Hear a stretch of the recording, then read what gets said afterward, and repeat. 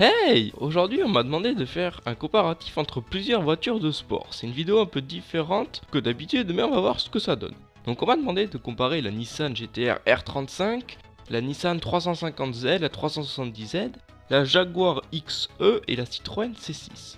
On va donc comparer toutes ces voitures sur différents points. Nous allons voir le look des voitures, ensuite les différentes finitions, options, les différentes éditions que propose chaque constructeur. Ensuite nous verrons la partie moteur avec les chevaux, la puissance, enfin bref, une partie qui envoie du lourd. Et pour finir le rapport qualité-prix en fonction des différentes options proposées, etc. Donc pour la partie look, ça reste quand même un peu compliqué car c'est un peu subjectif en fonction de vos goûts.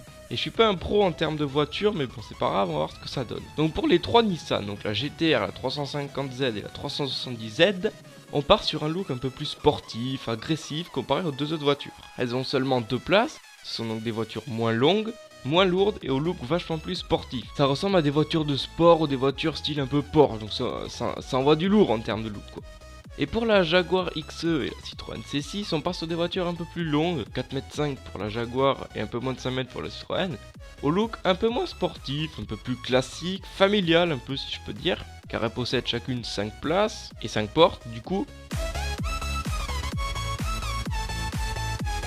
Donc pour la Nissan GT-R, il y a eu 5 éditions. Il y a eu la Premium Edition, disponible à partir de 94 200 €. La Black Edition dispo à partir de 95 300 €, la Gentleman Edition disponible à partir de 98 200 €, la Track Edition dispo à partir de 108 000 €, sachant que c'est une série spéciale, et la Nismo Edition dispo à partir de 150 000 €. Donc la version Premium étant la version la moins chère et la moins bien équipée, et la version Nismo étant la version la plus chère et la plus équipée. Et la Track Edition étant une série spéciale comme je l'ai dit. Et il y a également la dernière GT-R 2016 qui a été présentée au salon de New York il y a quelques jours de ça, et elle envoie du lourd elle aussi. Ensuite pour la Nissan 350Z nous avons deux versions. Nous avons une version coupée, donc c'est la version normale, et nous avons une version Roadster, c'est tout simplement la version cabriolet. Pour la 370Z c'est exactement les deux mêmes versions, une version coupée et une version Roadster.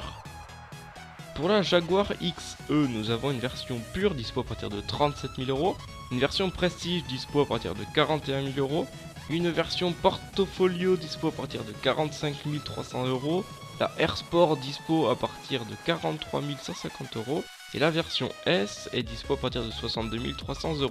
Encore une fois, la version pure étant la moins chère et la moins bien équipée, et la version S est la version la plus chère et donc la plus équipée.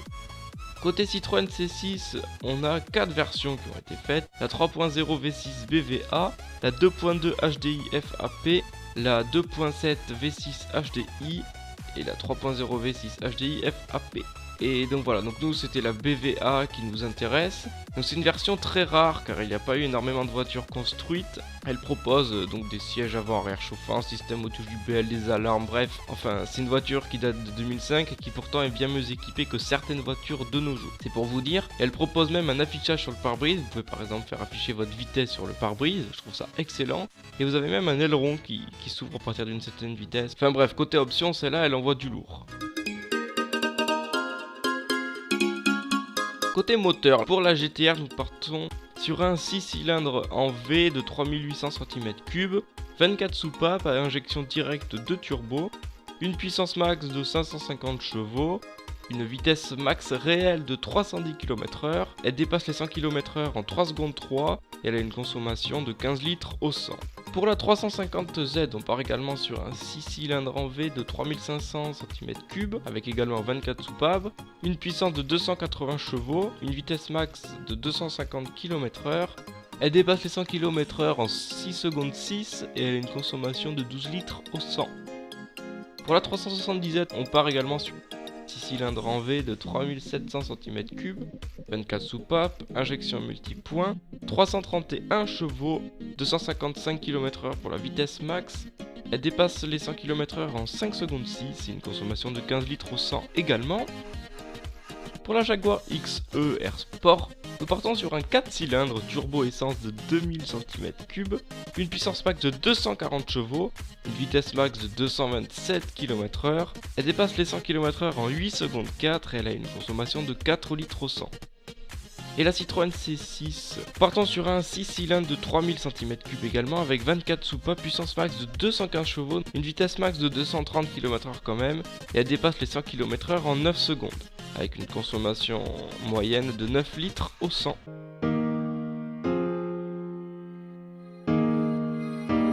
Donc pour la GTR, on part sur un rapport qualité-prix moyen, car elle reste quand même assez chère.